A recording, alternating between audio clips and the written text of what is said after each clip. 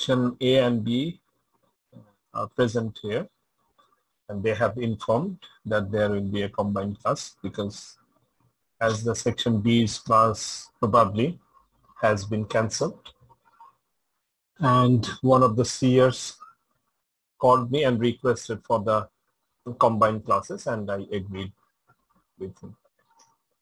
Okay, so I have taken this class for section C, and this is a recorded class, and this is the syllabus. I have mentioned during the lecture that the point of syllabus where we have covered for the mid. So I have marked the syllabus for the midterm. So please go through this lecture, and if you have any question, please do not hesitate to raise the hand for asking the question. Thank you. Bismillahirrahmanirrahim. The last session, we were talking about the continuous time Fourier transform, where we have shown the mathematical expression as well as the graphical representation by which we can understand for a unknown continuous time signal how we can find the frequency, different components of the signals are involved. That means what are the frequency components we need to establish this unknown signal ft. If ft, the unknown signal, is a purely sine or cosine wave, infinite signal, in that case, of course, in the frequency domain, we have a specific signal or frequency component. However, if this ft is not a pure sine or cosine wave, if it is a square wave or any sort of signal, then of course these signals, signal number 1 and signal number 2, this kind of signals need a lot of cosine signals or sinusoidal signals to produce this kind of signal. In that case, the frequency domain representation needs a number of frequency components to build this kind of unknown signal. This is an unknown signal ft. This is an unknown signal ft. What are the frequency components we need to build this signal is the expression of continuous time Fourier transform. In this context, if you have any question from the previous class, I'd be very happy to answer those questions if you have any question from the last class. Okay, if not, then we can continue with discrete time Fourier transform. From the name, we can understand that previously our unknown signal we represented by the ft, which is a continuous time signal. Now our signal will be a discrete one, that is xn. Now how we can got this xn? Of course, by doing the sampling of ft, or you can say xt, doing the sampling we can find the xn. And that is the fundamental difference between the continuous time Fourier transform and the discrete time Fourier transform. From the mathematical or step-by-step manner, or you can say the algorithm point of view. Let me write the equation first of all.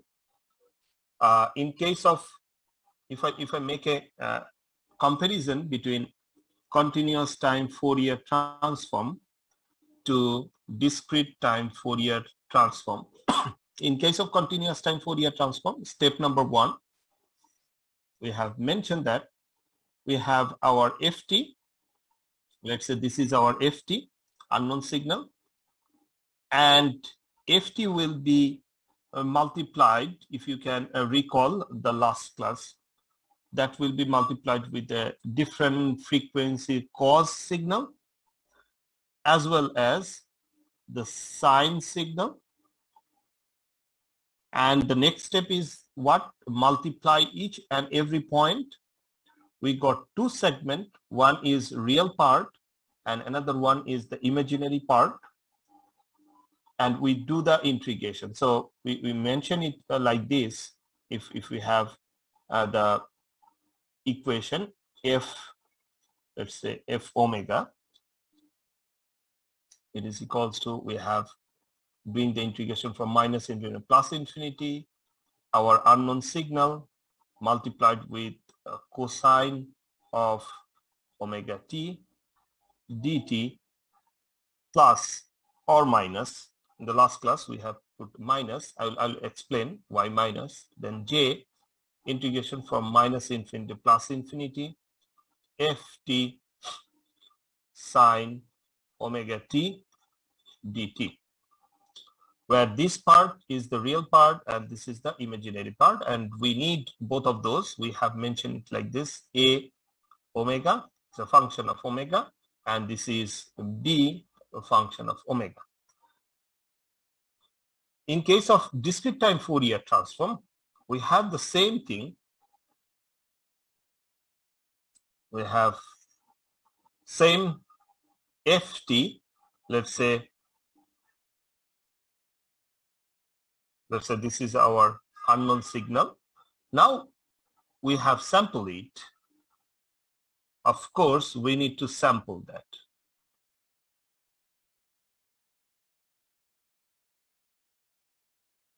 Now we have our discrete signal, and which is known as xn. Whenever we are sample this continuous time signal to the discrete signal, similarly we'll sample our cos and sine signal as well. So what does it mean?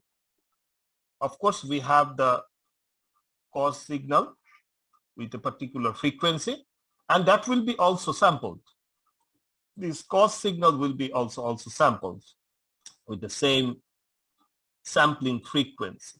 So how many samples we'll find? We'll find exactly the sampling period. You will maintain the same sampling period.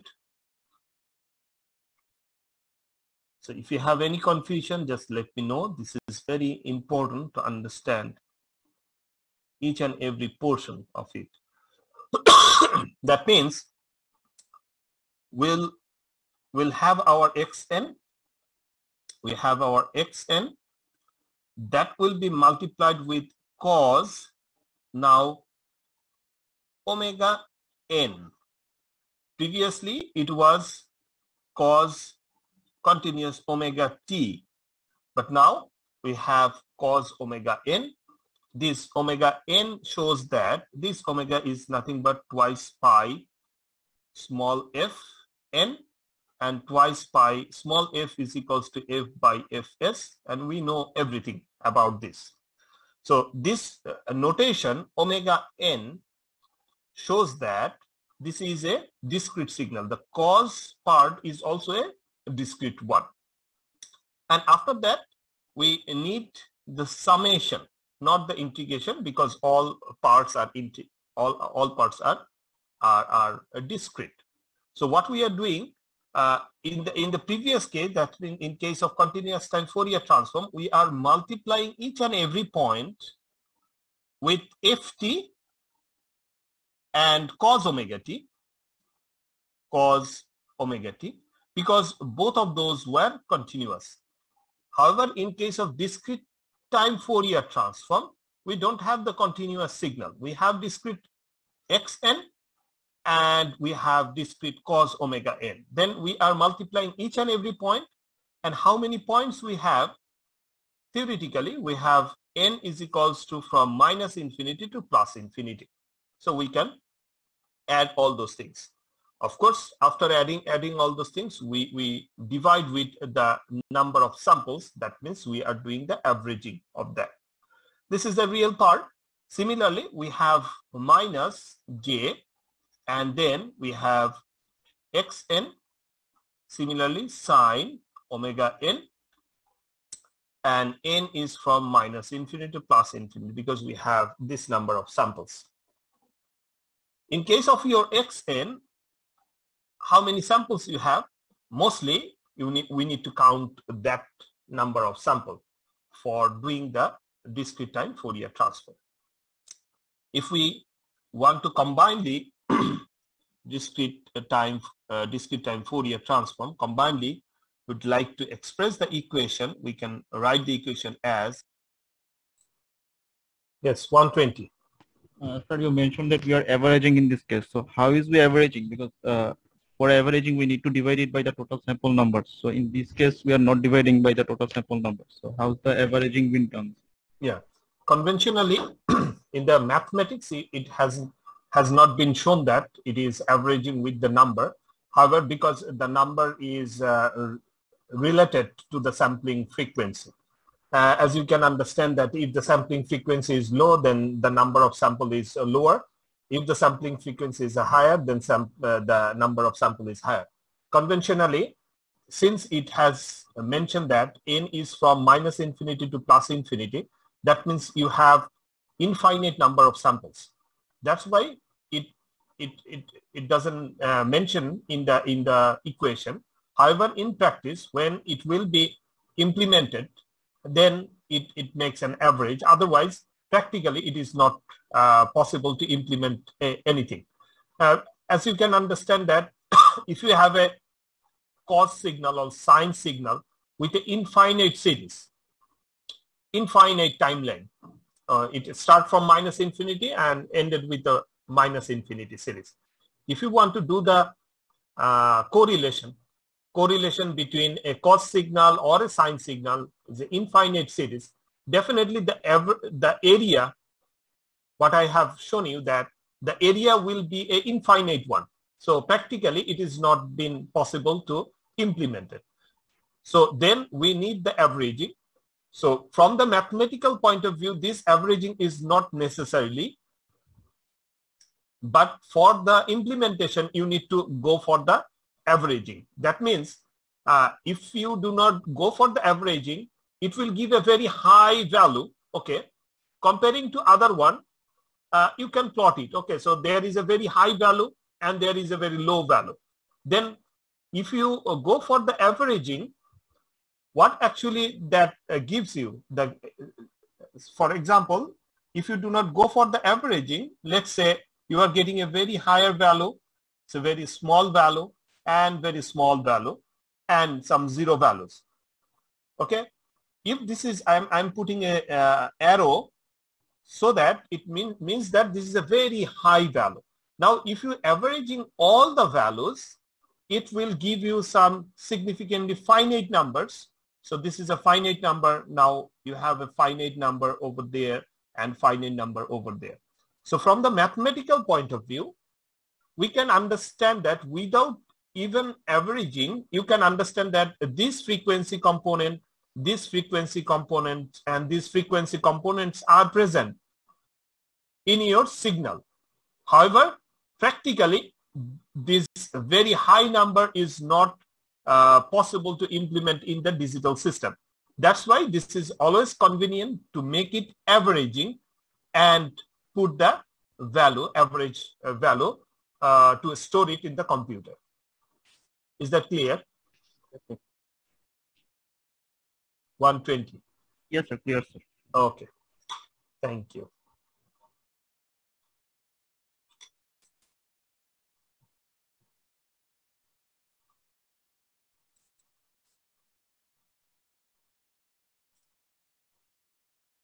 Just a minute.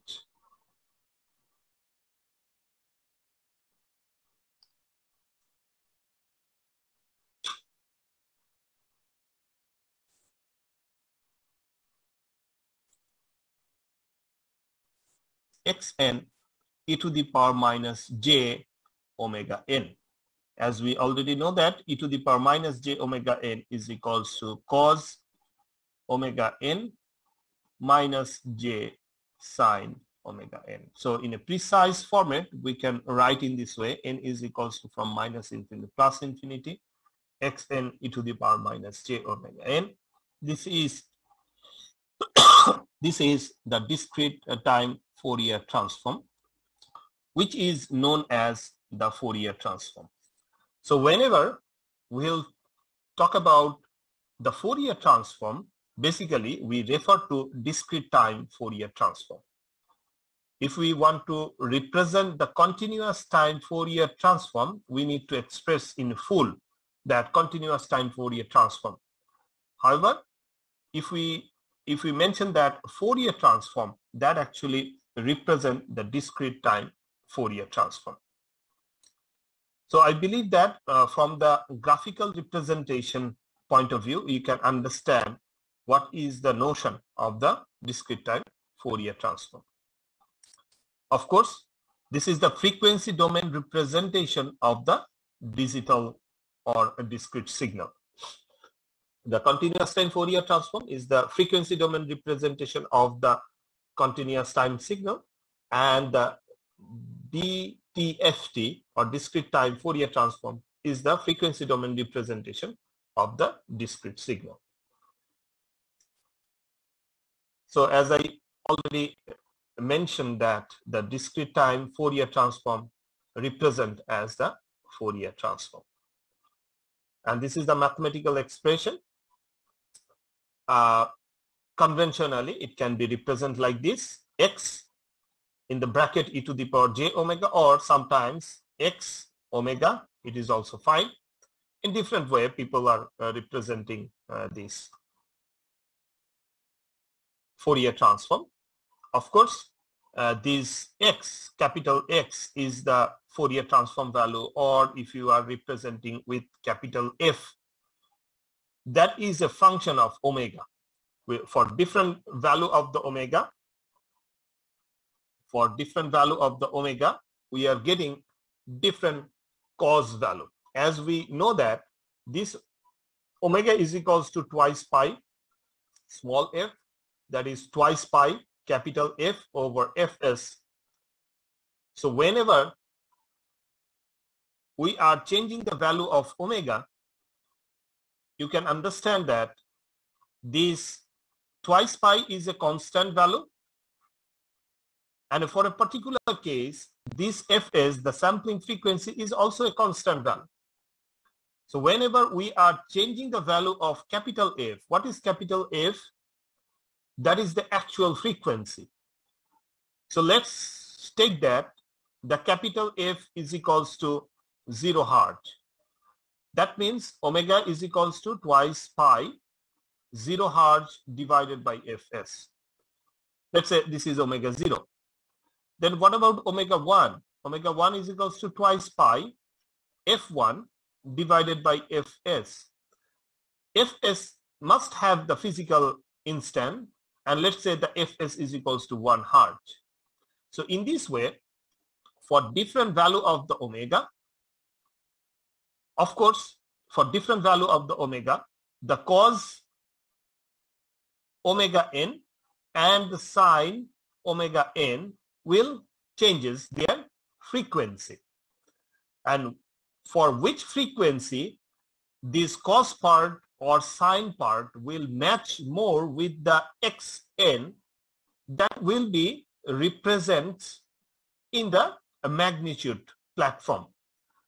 That means if we have a very good match with omega, let's say omega 3 cos part, then we have the A means the real part for omega 3. Let's it has a value 0.7, and for the sine part omega 3, it is very close to 0.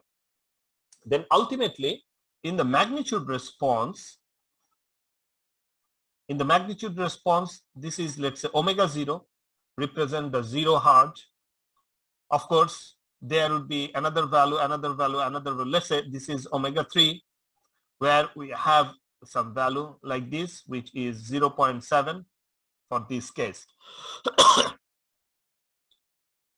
What about the other values? Let's say we start with omega 0 and we end up with omega 10.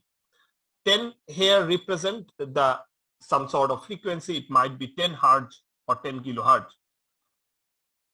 Can we try it for any frequency in between 0 to 10 hertz? Could you please answer? Because we try it for omega 0, that means 0 hertz. We can try it for 1 hertz. We can try it for 2 hertz, 3 hertz. So is it possible to try it for any value in between 0 to 10 hertz? Any value in between? Yes or no? Yes. For any fractional value?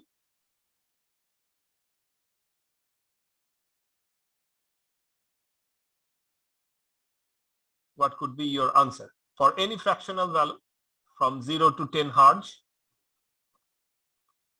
The answer is yes, because as you can know that I have already mentioned omega equals to twice pi capital F over Fs, where this F is the actual frequency. What is the range of that frequency? Of course, the range of the frequency is from minus infinity to plus infinity, any value. So we can, of course, try it for 0 hertz to any value. So it would be a continuous. It would be a continuous number. So what I am mentioning here, if I got some kind of pulses like this, okay, I've got some pulses like this, and after that I got a pulse like this, it shows that I have only 2 frequency component which actually needed to represent our xn, whatever the signal it is. Maybe the signal looks like this.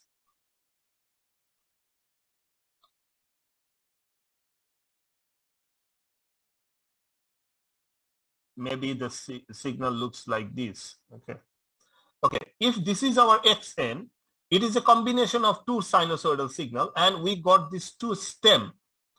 However, if the xn looks like a square wave, definitely it is a combination of a number of sequences, and in that case it might happen that we are getting a continuous.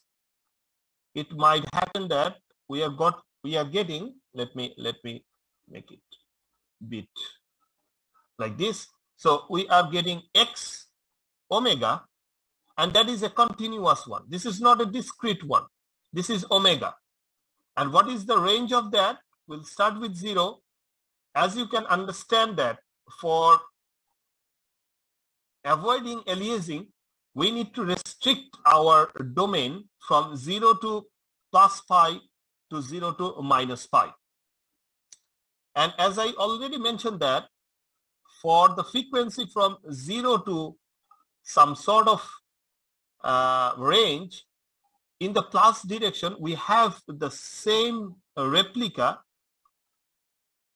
in the negative range as well, because it will happen for all the values. We have discussed those things in the previous sections.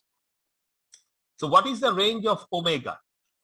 We have already mentioned that this omega is equals to twice pi F over Fs, and I have already mentioned that, okay, this F could be any value from minus infinity to plus infinity. However, we already know that to retrieve your signal back, the maximum value of F should be twice pi. The maximum value F should not more than half of the Fs. So the maximum value of F should be half of Fs over Fs, and that shows that the maximum value of omega should be equals to pi. We have already mentioned it. From that point of view, the range of the omega should be from 0 to pi, and eventually for the negative frequency concept we can count it from the minus pi to plus pi.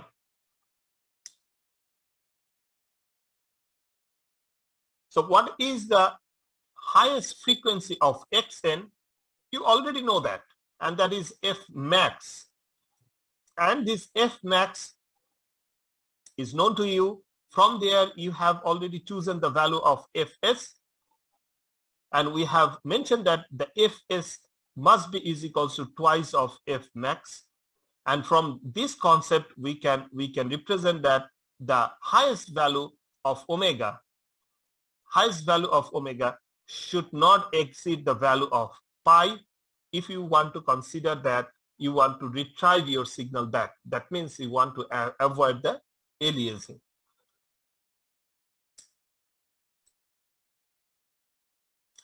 Any question at this moment? Okay, then we can proceed. So I have also mentioned that the continuous time Fourier transform here, we have mentioned it for several times, and just to give you the comparison between the continuous time to the discrete time. And now this is the discrete time a Fourier transform expression. Okay, let me ask you this question here. That means in the previous section, in case of continuous time Fourier transform, we have written like this: xt or ft e to the power minus j omega t, integration from minus infinity to plus infinity dt. Or in case of discrete time Fourier transform, we are mentioning at xn e to the power minus j omega n. Now the question is, this is for the next class. The question is why we are using xn e to the power minus j omega n rather xn e to the power plus j omega n. If we use plus j omega n, is there any problem? That is one question. No need to answer at this moment. Just give me this answer in the next class. Is there any advantage? Why we are choosing e to the power minus j omega n rather e to the power plus j omega n? If we put plus j omega n, in that case, can we perform the Fourier transform or discrete time Fourier transform or not? Okay, so please think about this and give me the answer in the next class. Okay, from this equation, we can divide this equation. Of course, we have the real part and the imaginary part. And from the mathematical expression, we know that what are those? One is a cos component and another one is the sine component. In other format, we can express our equation, that means our discrete time Fourier transform, as the magnitude part and the phase component. It can be also mentioned as this: m is representing the magnitude. Of course, that is a function of omega, as well as e to the power j theta. This theta is the phase part. Of course, we are writing in a way a and 30 degree like that. When we have two part to real part like 2 plus j3, then we can represent with the magnitude and the phase, as well as we can represent like this: magnitude and e to the power j theta. What is the theta? Theta is the angle, let's say 30 degree. So similarly, since this is nothing but a complex, this discrete time Fourier transform, it can be represented in a complex signal. You can represent the similar pattern how you can represent the complex signal. I have also mentioned here, this is very important, the discrete time Fourier transform or Fourier transform, both are the same. They represent the continuous function. I have already mentioned that this is a minus pi to plus pi, and if this is our x e to the power j omega, this is just the representation, and we are representing the magnitude. This magnitude is a continuous function. This is not a discrete function, though it might happen that the resultant looks like this. You have stem here and you have a stem there. It might looks like that, but however, it is a continuous.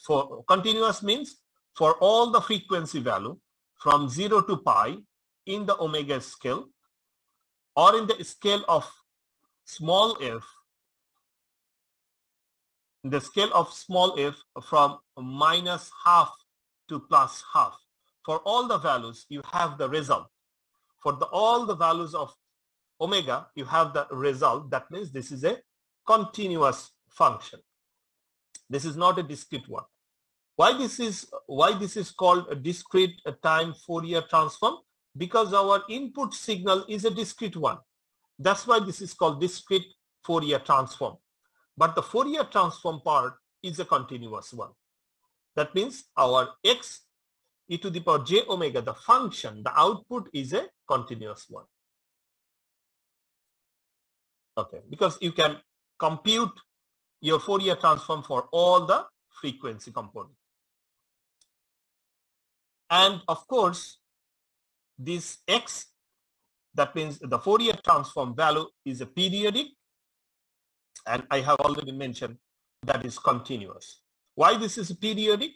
As we can mention that in case of minus pi to plus pi, whatever you have there, you have the same thing from other section. Okay, so if this is a twice pi, this is thrice pi, something like this. So we have the repetition of these on the other section as well, and we'll have that repetition. And we have, it is very commonly known to us. And how we can prove it? Definitely for this function x e to the power j omega, you can do it for n is from minus infinity to plus infinity xn e to the power minus j omega n. That is the whole function. You can put the value of omega up to pi, and you can extend that value of the omega. You can extend the value up to twice pi, and then you will find that, okay, this value is repeating. That means this portion is again, which portion? This portion will again repeat there, and this portion will again repeat there. You can extend the value of omega. What is the range of omega? The range of omega basically from 0 to any value. Why we are mentioning always the value up to pi? Because up to pi, we have all the information. We have all the information, whatever we need for taking care of our actual signal xn. Why I am telling that? Because whenever we are in the time domain, from the time domain, we are jump to the frequency domain, e to the power j omega. Now, if you want to come back from the frequency domain to the time domain again, what are the information you need? You need the information from minus pi to plus pi. If you have that information in the frequency domain from minus pi to plus pi, you do not need to go beyond the limit of plus pi or minus pi to come back to your original signal. And that is called inverse Fourier transform. For the inverse Fourier transform, this domain is enough. And that is why we always talk about up to pi. But eventually, whenever we'll talk about the characteristics of this function, of course, we need to mention that this is a continuous function, of course, as well as they are periodic after twice pi. So after twice pi, they are periodic, as we know that. I have also mentioned here that the range of the vision is minus pi to plus pi. Since we need this information to retrieve your original signal back. Our phase function, the magnitude, the real part and the magnitude part, they are the even function. we can see it by the example as well. And the imaginary part and the phase functions are the odd functions. So just after a few minutes, we have one example where you can find it very easily. Now, the very basic and fundamental question is, why do we need a frequency domain representation? Definitely, we have a different kind of answer for this question. First of all, whenever we observe something in nature, is it in the time domain or in the frequency domain? For example, whenever you are hearing the voice signal from some lecturer or from your friends over a phone, is that a time signal or this is a frequency domain presentation or frequency domain understanding from your neural system? Of course, this is a frequency domain perception from your neural system. How you can prove it? Because of whenever I am giving the lecture, the same lecture with the same word, if it is given by another lecturer, you can understand that, okay, this is not Mr. Taslim. So you can identify between two voices, even though in the time domain, the contents are the same. That means you have two different voices. How do you understand two different voices? Definitely that is because of the frequency component. Similarly, the color, whenever you are observing something, at this moment, you are observing this red as a red or this is as a green. How you are observing this? Definitely not in the time domain. Of course, there are some perception in the time domain. First, you have seen the red and after that you've seen the green. So that is in the time domain. But what about the color? Of course, that is in the frequency domain. Similar to that, whenever you are feeling something, that is also not in the time domain, that is also in the frequency domain. In the time domain, we are observing something, but the perception of that that signal is in the frequency domain. On the other hand, whenever we are representing a signal in the frequency domain, let's say in the time domain,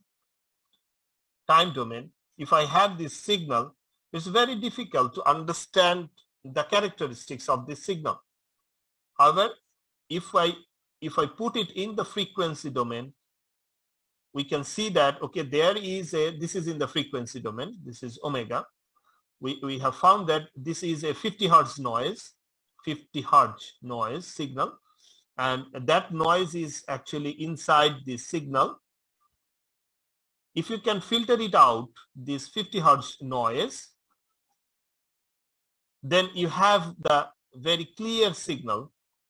That means you got the original signal. After cancelling this 50 hertz, you will get this kind of, let's say, ECG signal. So what I'm mentioning, this ECG signal may be corrupt with this 50 hertz noise, and you can't get your actual signal. Whenever you are cancelling your 50 hertz noise, then you got your original signal. So it is very much convenient to do the calculation or observation in the frequency domain perspective. Okay, let me give you a few examples on discrete time Fourier. The first example is a very simple one, is a delta function. Xn is equals to del n. So do the Fourier transform.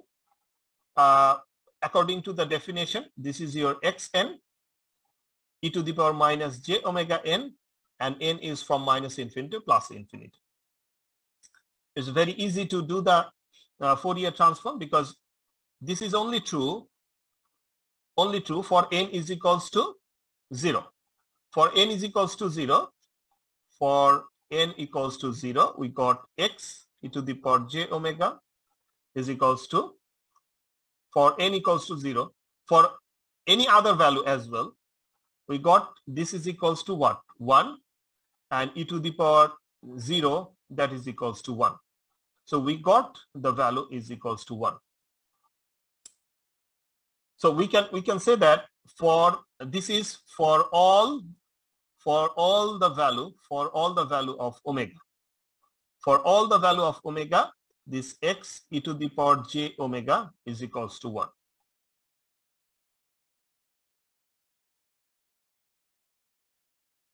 And now your task is to draw the magnitude and the phase response. So if I give you some task, that means if I give you the xn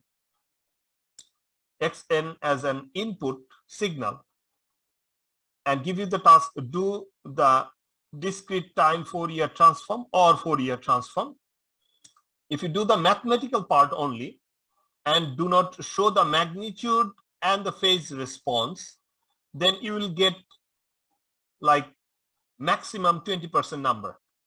You need to represent your signal with the magnitude and the phase response as well. And in some cases, you need to also describe the magnitude response and the phase response. Okay, the result is like this: x e to the power j omega is equals to 1. This is for all the omega. So how the magnitude response looks like? The magnitude response, x e to the power j omega magnitude. Of course, what is our range of view? This is from minus pi to plus pi. We need to draw it from minus pi to plus pi. So let me draw it from 0 to pi first. So for any value of omega, what is the magnitude here? The magnitude is equals to 1. So it shows that the magnitude should be is equals to 1. After this, again, definitely it is a repetition, so it will continue like that. So I do not need to continue like that, because I know that if it is up to pi is 1, it will again continue. And it should be also 1 up to minus pi. And that is the magnitude response.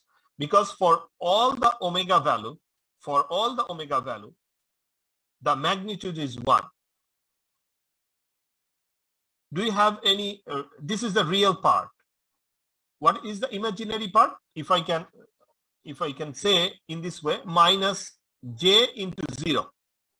So what is the magnitude? The magnitude is 1 square plus 0 square root over, so is equals to 1. And this is for all the value of the omega. So this is the magnitude response.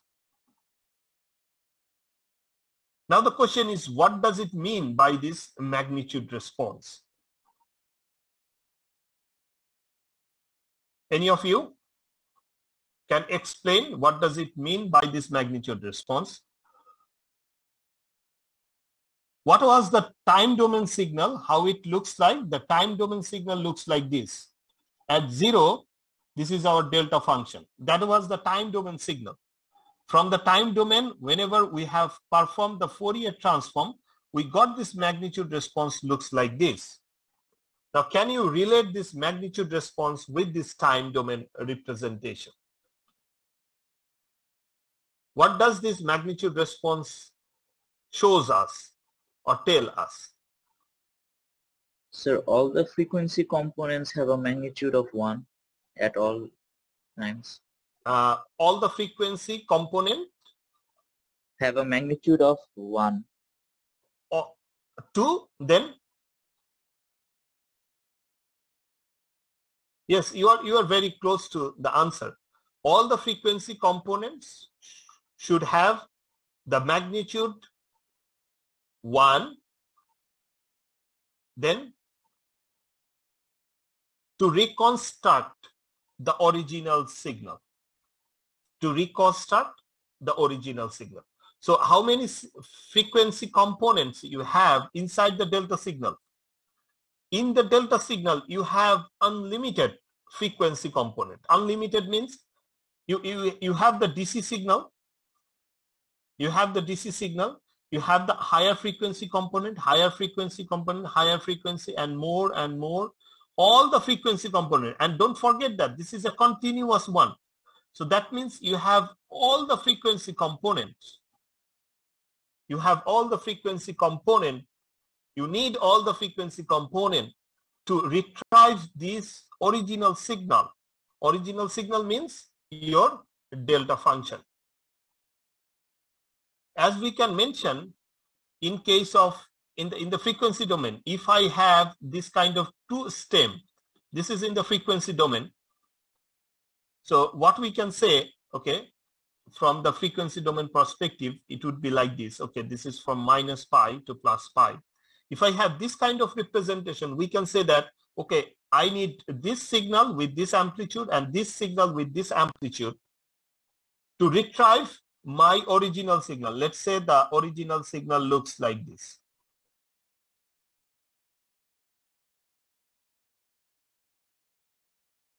This is your xn.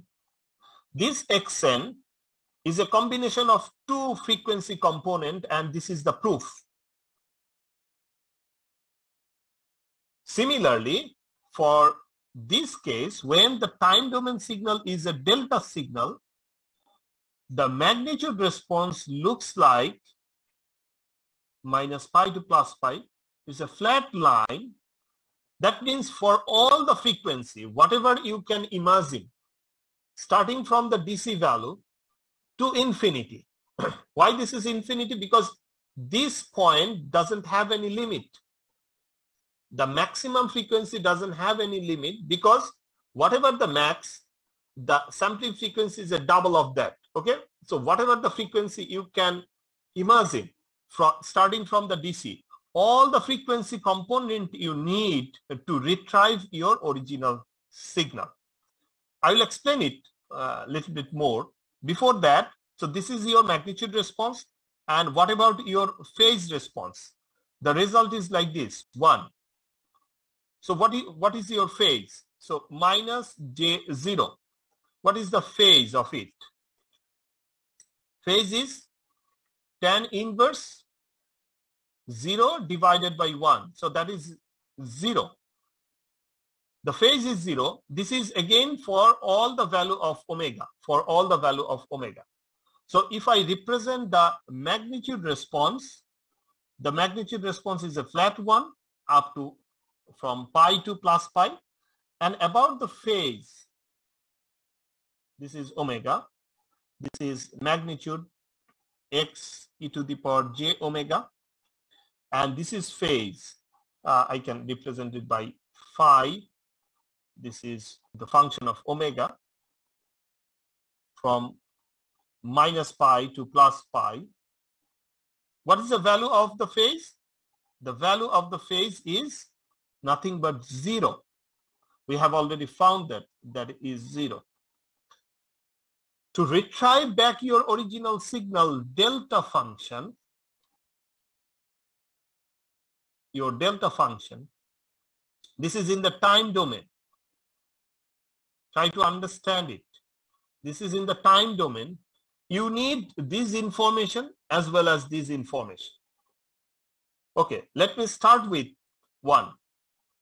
Let's say for a 1 hertz, try to help me. For 1 hertz, what should be the magnitude? The magnitude is 1. And what is the phase? Phase is 0. Phase is 0 means what?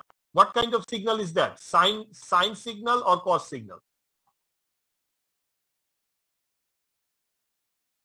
Phase 0 means sine signal or cos signal?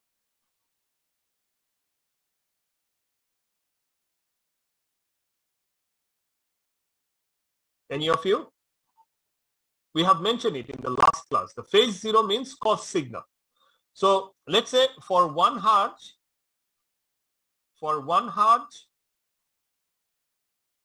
the phase is 0 and the amplitude is 1. So let me draw it in the time domain. So for 1 hertz, I'm drawing it.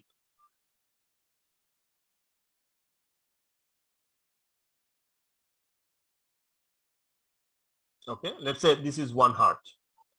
What about 2 hertz? I'm taking another color. For 2 Hertz, this is hypothetical. For 2 Hertz, the amplitude is 1 and phase is 0. So amplitude is the same. 2 Hertz means the double of the previous signal. So let me draw the 2 Hertz here.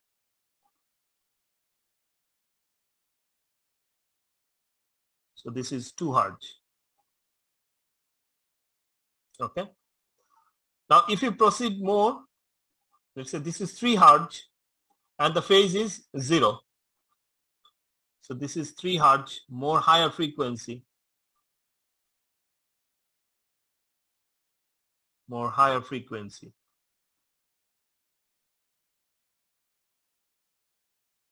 Now you can understand, if you proceed more and more, after that, for higher frequency, more higher frequency and higher frequency, you can just imagine. Then what will happen? For this point, all the values will be added together. All the values are added together. For any other point, what they will do, you can see that in some portion they have positive numbers and sometimes you have negative numbers and they will cancel each other. For this point, they are adding all the samples value, and for other time domains, for the positive and the negative, they will cancel each other. This positive, this negative, they will cancel each other in each and every time point. You need to imagine this. And if you do the averaging of how many signals you are dealing with, let's say you are taking 1,000 of the signal, average of that. Just imagine that. It would be an infinite number. After doing that in the time domain, what would be the answer? The resultant value would be nothing but a delta function. You will find only the delta function. All the positive and the negative, they will cancel in this side. All the positive and the negative, they will cancel in this side. And then you have zeros in the right side and the left side. Only the delta function will survive. That means only the delta function will be there. And that is the explanation of this magnitude response and the phase response. That means whenever you draw the magnitude response and the phase response, you need to believe that with the combination of this magnitude and the phase response, you can retrieve your original signal back. And this is the explanation. What does it mean by a flat magnitude response with the phase 0? Phase 0 means all the signal will start with a cos signal. Now what you can do in MATLAB, what you can do, you can draw a cos signal with a frequency 1 Hertz, 2 Hertz, 3 Hertz and more.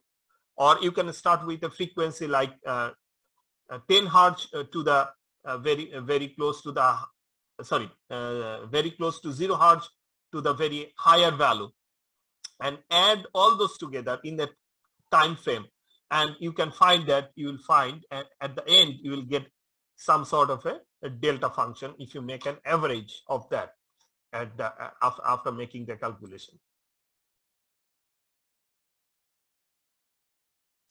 Is this point clear to you?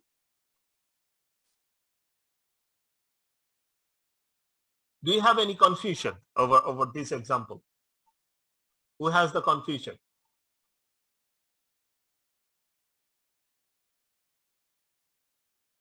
Again, if you have any signal in the magnitude response, you have a magnitude like this.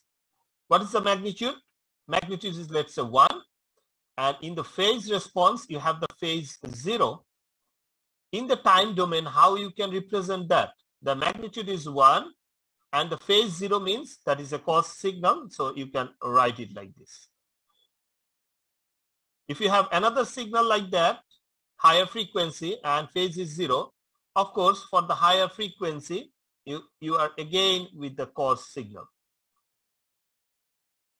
You have the cos signal. So in this way, if you have a lot of lot of same sort of signals, and for all the cases you have zero phase, that means everyone will start from this one value,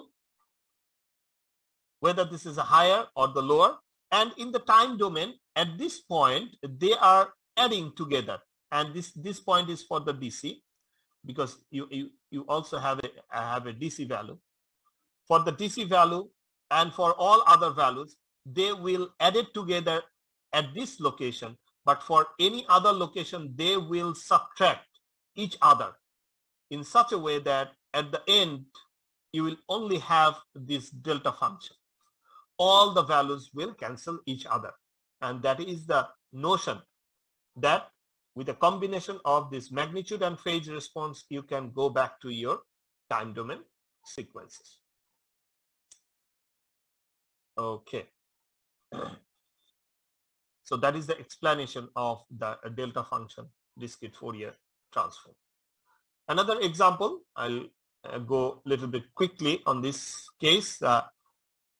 Xn is equals to this. So I believe that you can draw it. This is an exponential signal multiplied with a step function. So it will be looks like this. First we need to draw the time domain sequences, how it looks like. If n is equals to 0, this is the time domain sequence. If n equals to 0, something to the power 0, it will give 1. After that, for n equals to 1, we have half, and after that it will be 1/4, something like that. So it will decrease to the unlimited value. So it is an infinite series. It is an infinite series. So what we have drawn here, this is half to the power n un. So we need to do the Fourier transform of this. So after doing the Fourier transform, this is just the mathematical part. You can go through very quickly, and you will find that this is the expression. This is the expression. Whenever we found this kind of expression, we need to observe that whether this part is a summable function or whether it will converge or not. Convergence means if this whole part is summable, then we can say that okay, the function is will converge and we have the Fourier transform value. If this is not summable, then there might be some other check by which we can say that whether we have the Fourier transform or not. At this moment, we found that this is summable. This is a summable function. As we can see that this example is given here, okay, a infinite series, and if a is less than 1, then we can do the process and we can find that the summation looks like this, which we show that this is a summable function. Though this is an infinite series, it is a summable function. The example is given here. The mathematical calculation is given here. So from this example, we can say that this is our Fourier transform value. What was our input? Our input is half to the power n un. By doing the Fourier transform, we have found that x e to the power j omega is equals to this. Now this is not the end. This is just the beginning. We have just find the mathematical expression. After finding the mathematical expression, we need to draw the magnitude response and the phase response. Okay. How we can draw the magnitude response? Of course, by putting different value of omega, you can do it, but in a different format, you can do it. Okay. So here I have done it in a fashion. Here we can express the real part and the imaginary part. So this is the expression of the Fourier transform. And whenever we look to the magnitude response, we need the real part squared and the imaginary part. So from there we can write it like this, where the denominator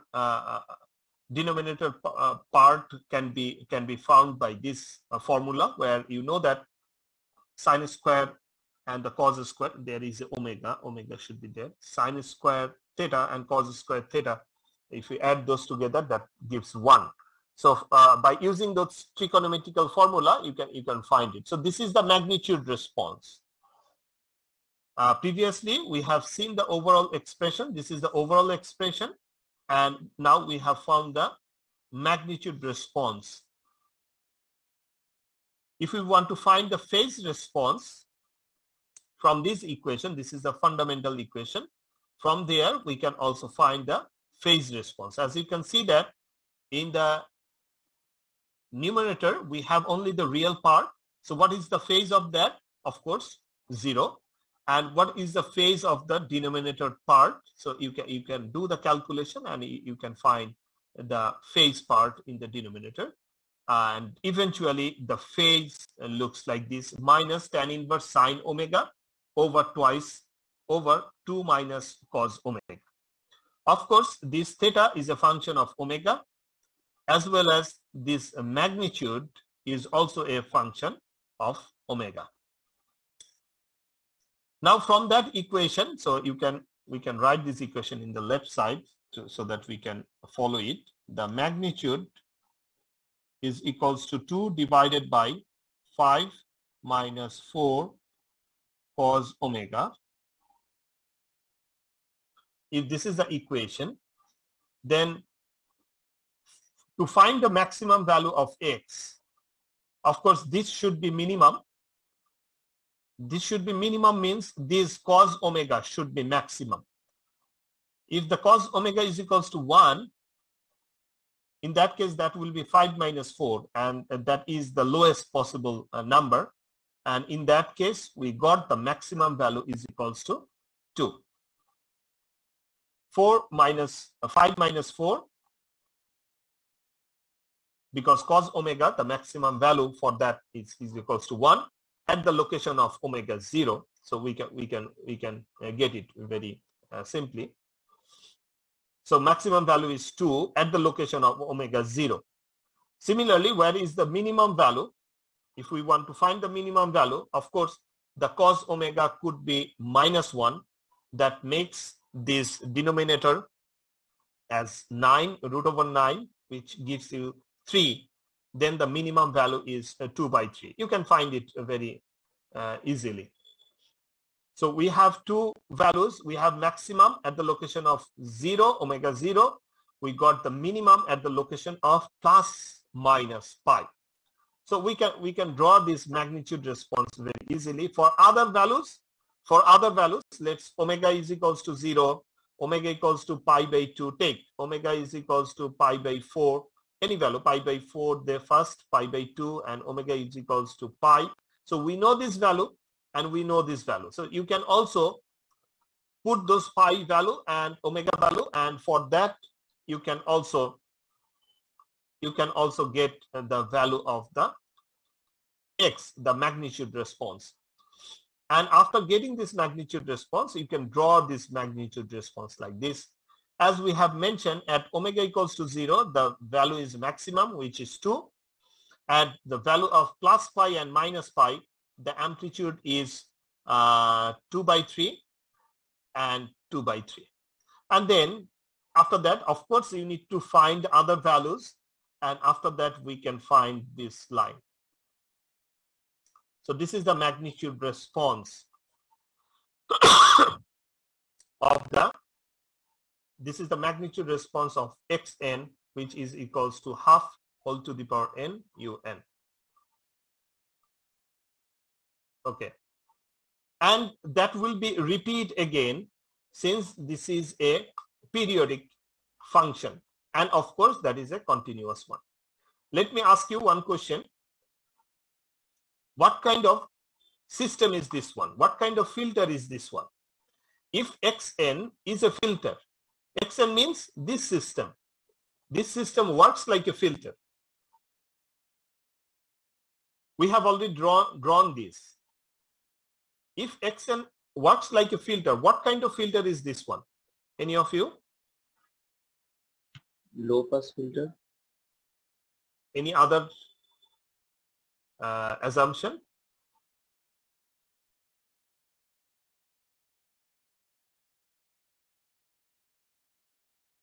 Okay, thank you very much. This is a low pass filter because at the low frequency you have high magnitude, and for the high frequency you have a low value like 2/3. Excellent answer. So don't think that whenever I am putting xn, this is always represent the input. This might also represent a filter. Now, if you think that this xn is your impulse response, that means if hn is equals to half to the power n un, it actually works like a low pass filter. Don't be confused with the notation xn and hn. It should be mentioned in your question whether this is an input or it is a sequences. So this is a sequences. Whenever any sequences, discrete sequences are given, you can go to the frequency domain representation, mostly the magnitude response representation, and from that magnitude response, you can find that what kind of filter is this one. Okay. Similarly, you can find the phase response by doing the calculation, and the phase response looks like this. By observing the phase response, we can find that this is a non-linear phase response. We'll talk about this more and more in future, which is very important, the linear phase and non-linear phase. Linear phase could be looks like a straight line, something like this, and the non-linear, you can find that this is of course a non-linear phase representation. What is the advantage or disadvantage of the linearity and non-linearity? We'll give some essence in this semester. Together, we'll talk more about this on the next semester, whenever we'll talk about the filter design. If you are interested to took that course, since that is an optional course. However, I believe that this is very important course for the electrical and electronic engineers, because most of the cases what we are designing the filter. If you do not know about the basic understanding of filter design, how to design FIR filter or IIR filter, definitely that makes some problem in future as well. So okay, so that is in future. If you are interested, you can join with that course, filter design. Mostly we'll talk about both analog filter and the digital filter design. However, during this semester, we'll talk about the FIR and IIR filter, and that is the introduction of the filter design. Okay, so we have already performed this. So if we extend this, we can also tell that if this is half can be represented and alpha to the power n un, we can find that the Fourier transform, after doing the Fourier transform, we have found this expression for alpha is less than 1. And that is the example. We need to extend this part more. However, for your midterm exam, this is the syllabus.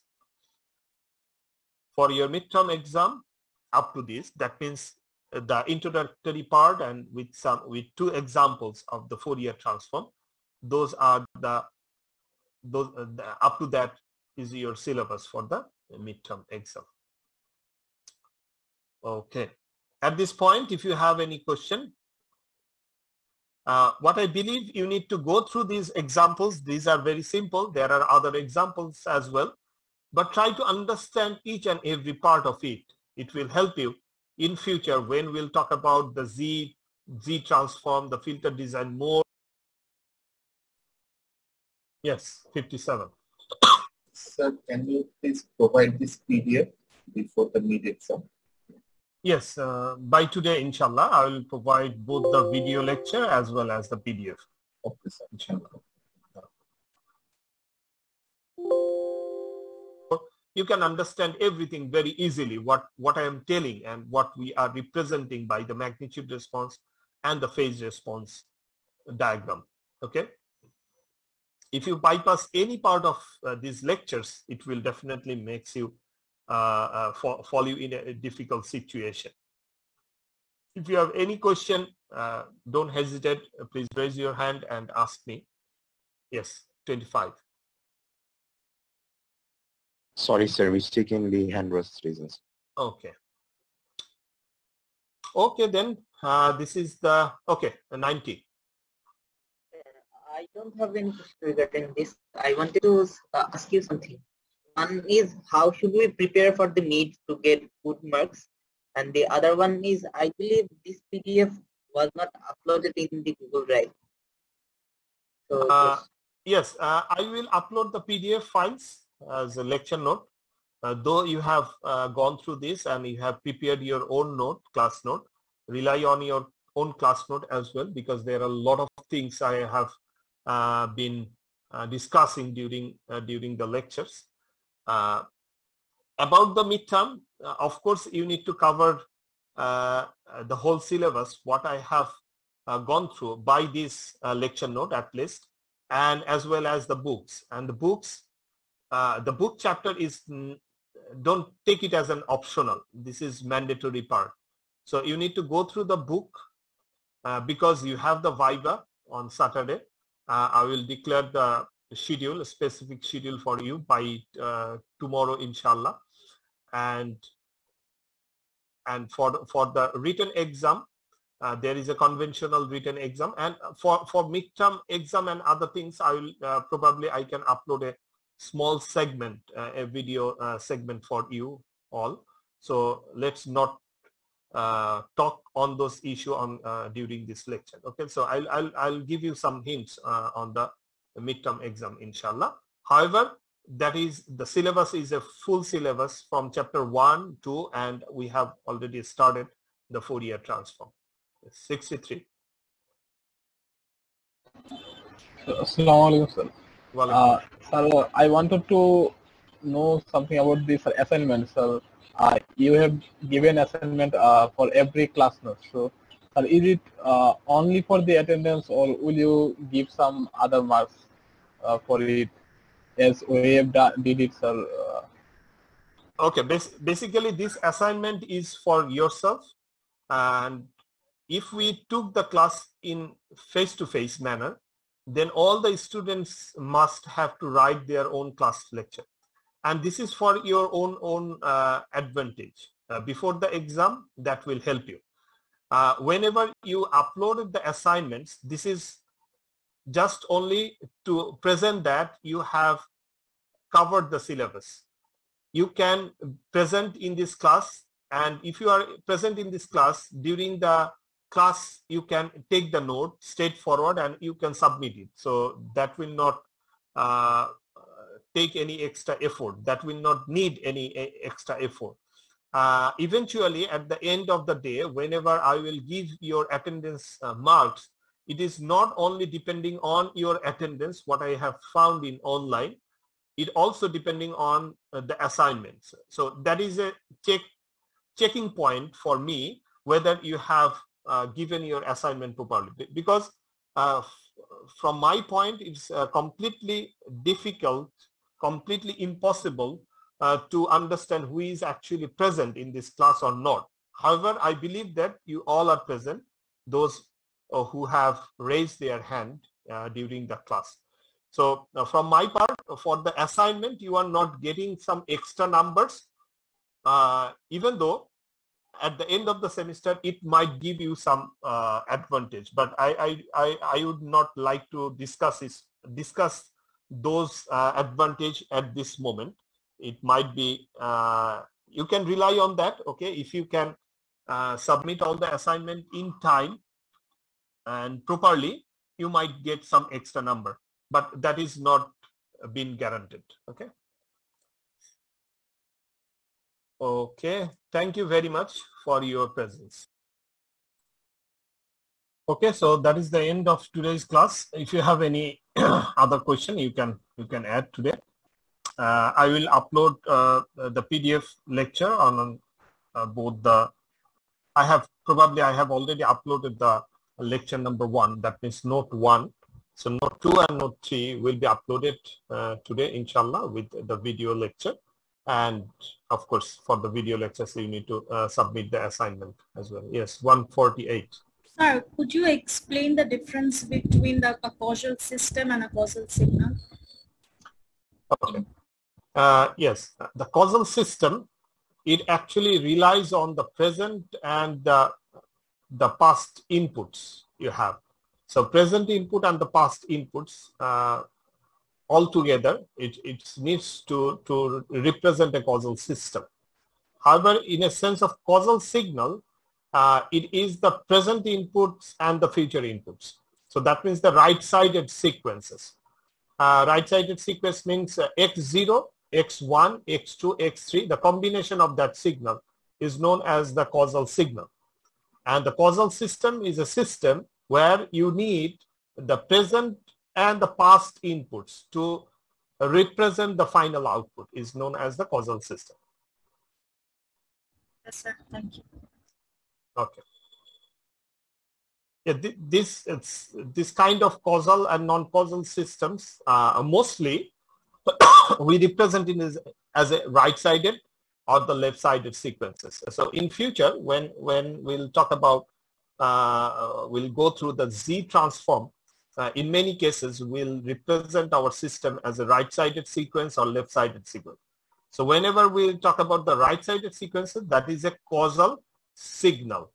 So we took the causal signal, and if the causal signal is, you are taking the causal signal, definitely the pattern of the Z transform is different than the non-causal or anti-causal signal. Okay, so I believe that when we'll discover the Z transform with a graphical representation, this idea will be more clear to you, inshallah. Any other question? Okay. So I would like to give you the advantage for all the students. I would like to count it as present for today's class, both section A and B. Okay, so wish you all the best for the Viva and the midterm, inshallah. Thank you for your presence. Assalamu alaikum.